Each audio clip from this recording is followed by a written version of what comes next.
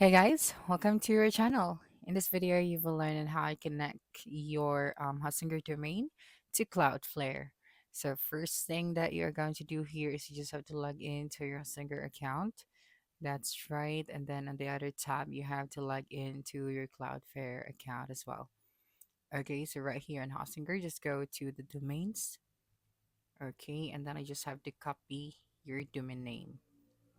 That's right, and then go to Cloudflare. And then here, all you have to do now is just to go to the domains. That's right. And here, just tap on this plus icon at the top. And then I just had to tap on connect a domain.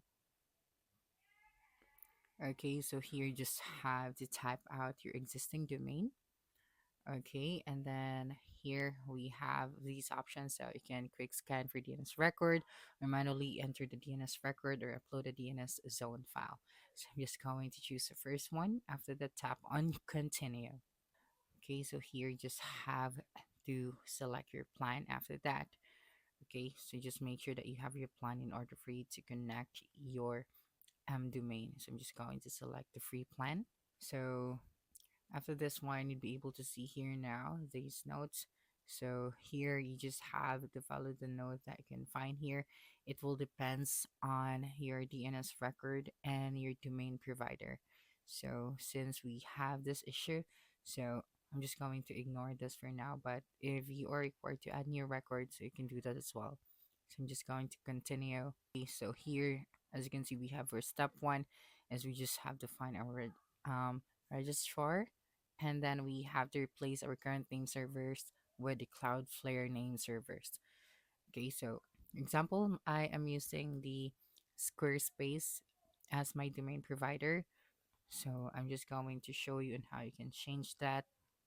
Just go to the DNS and go to your name servers, and then you just have to update your name servers. Okay, so you just have to copy this one, and then I just have to paste it right here. And then for the second name server, so we have this one as well.